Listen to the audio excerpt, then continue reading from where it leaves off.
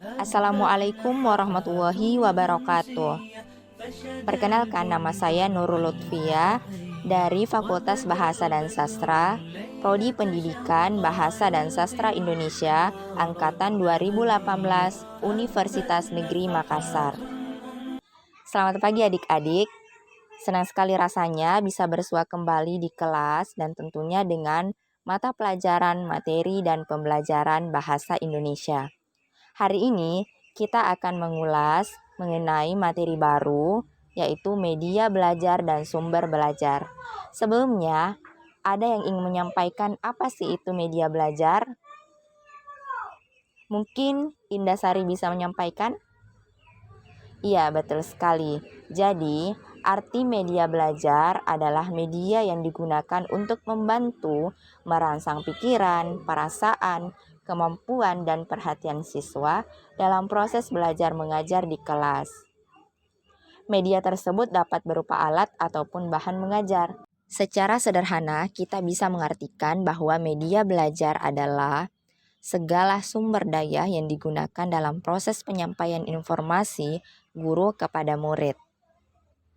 Selanjutnya, yaitu fungsi media dalam proses pembelajaran. Ada 4. Yang pertama itu, menarik perhatian siswa. Kenapa demikian? Karena dengan media pembelajaran, suasana kelas akan lebih fresh dan siswa dapat berkonsentrasi, terlebih ketika media pembelajaran yang digunakan itu unik ataupun menarik. Yang kedua, yaitu memperjelas penyampaian pesan. Dengan media pembelajaran seperti adanya video, gambar, maka itu akan memudahkan siswa dalam menganalisis pesan yang disampaikan oleh guru. Misalkan, saya menyampaikan bunga mawar itu seperti ini, tapi saya tidak memberikan adik-adik gambar bunga mawar. Pasti adik-adik akan menerka, bagaimana sih itu bunga mawar? Tapi ketika saya menampilkan gambar bunga mawar di PowerPoint atau saya memperlihatkan gambar secara nyata, ya pasti adik-adik akan lebih mudah mencerna pesan yang saya sampaikan. Kemudian yang ketiga, mengatasi keterbatasan ruang, waktu, dan biaya. Kenapa demikian? Karena ketika saya ingin menjelaskan bagaimana sih itu bentuk buaya, bagaimana itu bentuk kuda, dan lainnya, maka dengan mudah saya menampilkan melalui video ataupun hal-hal yang akan menunjang proses atau penafsiran kepada adik-adik sekalian. Jadi, saya tampilkan saja ini gambar dari buaya tanpa memakan biaya dan lain-lain. Kita bisa menyaksikan bahwa inilah buaya. Kita tidak perlu mengeluarkan biaya untuk ke kebun binatang misalnya. Jadi seperti itu. Kemudian yang keempat, menghindari kesalahan tafsir. Dengan adanya media belajar, tentunya guru dapat berbicara secara verbal dan menampilkan sudut pandang agar murid lebih jelas dalam hal menafsirkan apa yang disampaikan. Jadi tidak ada yang menduga-duga bahwa ini adalah tafsirannya, karena semua sudah terperinci melalui media pembelajaran. Iya, jadi itu tadi ya fungsi media dalam proses pembelajaran. Ya, saya mengambil 4 contoh. Kemudian sekarang kita melangkah ke bagian sumber belajar. Pertama-tama saya jelaskan dulu ya, apa sih itu sumber belajar. Jadi, sumber belajar adalah semua bahan yang dapat memberikan informasi baik berupa data, orang, dan wujud tertentu yang dipakai peserta didik dalam proses pembelajaran untuk mencapai tujuan belajar atau kompetensi. Setelah kita mengetahui apa itu sumber belajar, sekarang kita masuk pada poin selanjutnya, yaitu manfaat dan ciri sumber belajar. Menurut Rohani, manfaat sumber belajar antara lain meliputi 7 bagian. Yang pertama itu memberikan pengalaman belajar secara langsung dan konkret kepada peserta didik.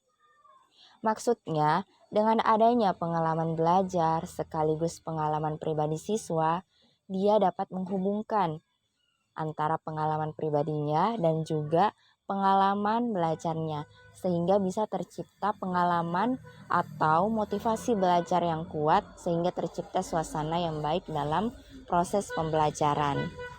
Kemudian yang kedua, dapat menyajikan sesuatu yang tidak mungkin diadakan, dikunjungi atau dilihat secara langsung dan konkret. Ya, sebagaimana yang telah saya jelaskan bahwa ya kita tidak perlu ke kebun binatang untuk melihat kuda ataupun hewan lainnya, tapi melalui video ataupun media internet atau YouTube dan segala macam, kita sudah bisa menyaksikan bahwa inilah bentuk hewan ini, bunga ini, dan lain sebagainya. Kemudian yang ketiga, dapat menambah dan memperluas cakrawala sajian yang ada di dalam kelas. Ya, dengan adanya sumber belajar, siswa akan diberikan rangsangan dan tentunya siswa dapat berpikir lebih luas lagi. Misalkan kita memperlihatkan gambar, ini adalah daerah gunung salju seperti itu ya. Ini daerah Prancis, ini daerah Belanda yang ada kincir anginnya. Seperti itu. Jadi meskipun kita hanya di dalam kelas, tapi cakrawala kita, pemikiran kita tuh bisa luas hanya melalui sumber belajar. Seperti itu ya adik-adik sekalian. Yang keempat, yaitu dapat memberikan informasi yang akurat dan terbaru. Maksudnya, di sini siswa dapat dimudahkan dengan adanya sumber belajar.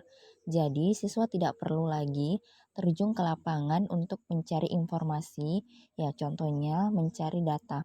Berapa jumlah penduduk yang ada di desa A ataupun di desa B.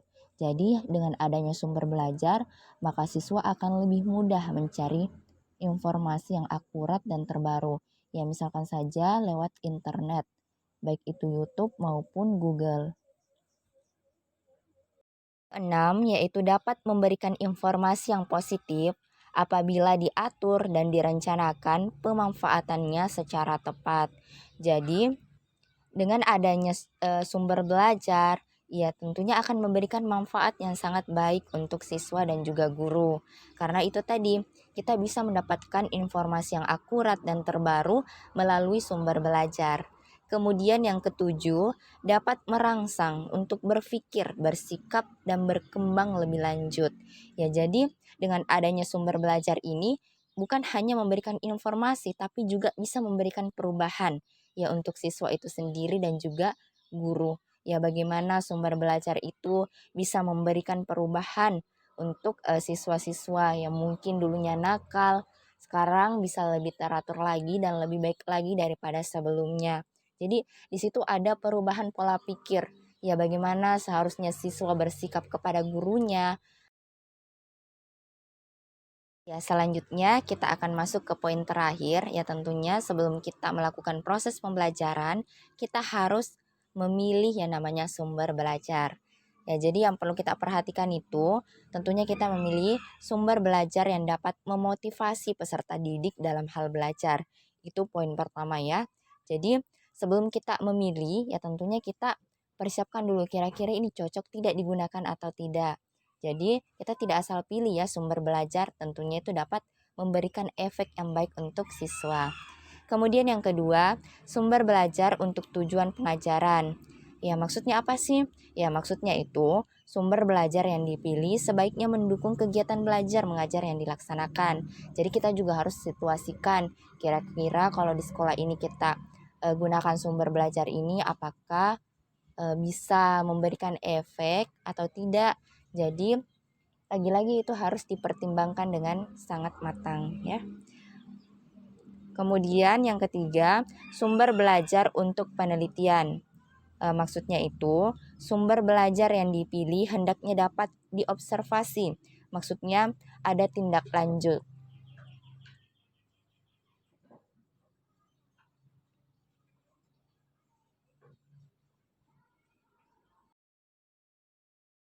Yang keempat, yaitu sumber belajar untuk memecahkan masalah.